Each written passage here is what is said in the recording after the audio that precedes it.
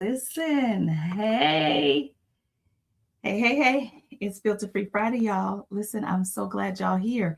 It is another week down in the year 2026, and we done made it. I don't know what I was thinking, but when I saw that Iran had a countdown timer, child, I didn't know what to think. It's been an interesting week. I was in a meeting where we were talking about discrimination, and I'll just stick to women here, just to keep it safe because it's Women's History Month. And folks are suggesting that organizations that are specifically designed to help women are discriminatory. And I was not really surprised by that because when I was teaching classes about how to be a good leader, one of the things that we would talk about was this concept of discrimination. And regularly, people would throw in these things like that there's reverse discrimination. But let's say that you had a program that was for people without college degrees. And at the time that they had started the organization, you didn't pay for college degrees. Socially, it wasn't important to have college degrees. You could get any job without a college degree.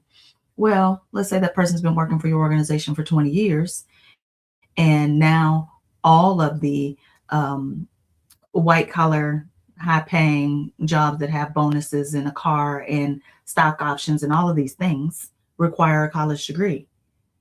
Well, you might do some extra to help that person be able to get their college degree if you find them valuable. And doing something extra for that person who does not have a college degree so that they can um, be credentialed in this way is discriminatory. Discrimination is being discriminate between things, treating things differently. And the entire concept of equity is discriminatory. But what I think is fascinating is just similar to the word manipulation, people have associated negative with certain words that are not by definition negative. Manipulation. As an engineer, you manipulate things. I think about metallurgy and what they do in a weld shop. They manipulate it. They heat it up to make it stronger. They bend things to make them more pliable or make them fit. They might hammer things out to make them thinner, make them work. That's all manipulation. And you are adjusting it in order to get it to do what you want it to do. And when I think about people, there ain't no difference between manipulation and inspiration except for intent. If your intent is bad, then manipulation is a bad thing. I think about a preacher who stands in a pulpit and shares information with you. They're trying to inspire you to do something that is called manipulation. But if their intent is good, wonderful. They might get you on a path of something good and positive and beautiful and wonderful. But if their intent is bad, then you might end up being in a cult. And so when I think about this idea of the discrimination, most of the time these days I'm talking about empathy. And empathy requires that you understand what other people think, feel, and believe so you can get them to do what you want. That's what mental empathy means. That's what mental empathy means.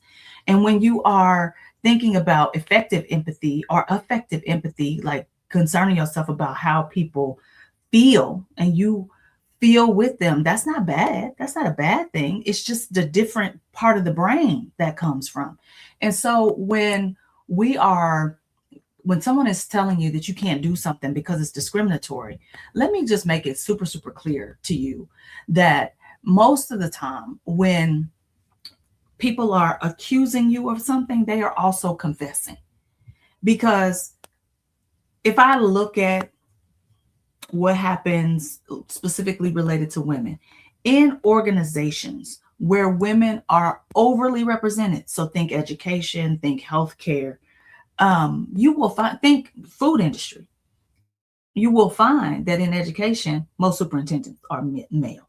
You will find that in healthcare, most chief medical officers are male. Most CEOs of and presidents of hospitals are male. When you think about nonprofits where women are overly represented, you will also notice that executive directors of nonprofits are males. In churches, synagogues, temples, you name it, women are overrepresented. But who are the preachers? Who are the rabbis? Right? You get the point.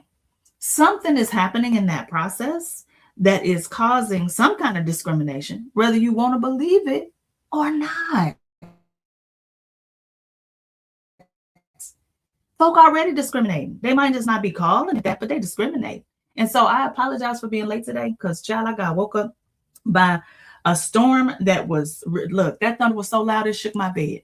But I thought that was a God wink because my dear cousin Stormy passed away in her memorial services today, and I thought it was fitting that we would have a storm this morning as we put her to rest. So if y'all would please say a prayer for my cousin James and his children, including my dearest Jocelyn, who worked with me for a long time, to make sure that that we just holding them up for the Lord. But I just wanted to leave that with y'all. The folks who are discriminating, they discriminating, child.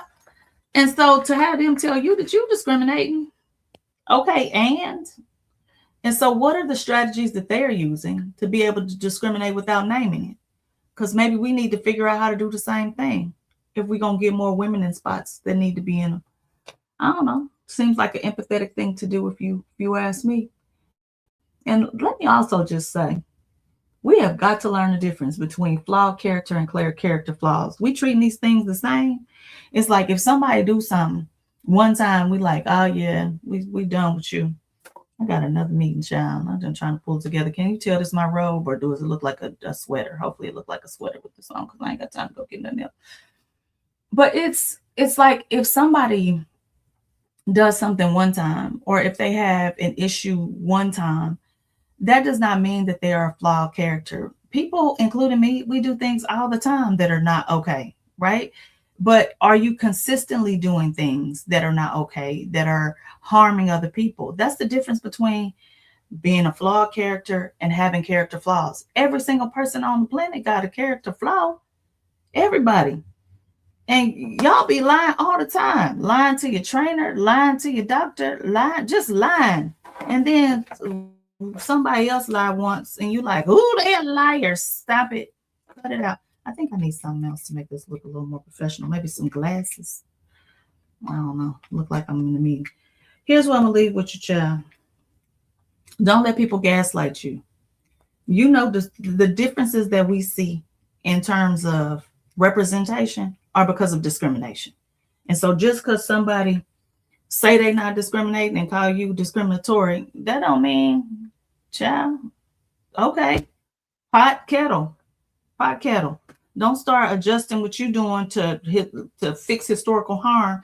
You know, I'd like to say that if I got this glass and it's got some water in, I got another glass that's laying on the table on the side, and I tip the one on the side, and then somebody say, well, you got to treat both of these things the same. And I just start pouring water equally into both of these glasses. What you're going to end up with is one glass going to keep getting full, and the other glass, the water rolling all off the sides onto the floor. That's why you got to discriminate. That's why you got to sit the other glass up and start before you can start pouring into it. And people will say that that's sitting up action, that's sitting up that glass, doing something special for the glass that was turned on the side is discriminatory. Well, you're darn right.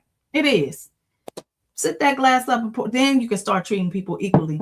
Don't let folks gaslight you, y'all. It's Filter Free Friday. We got work to do.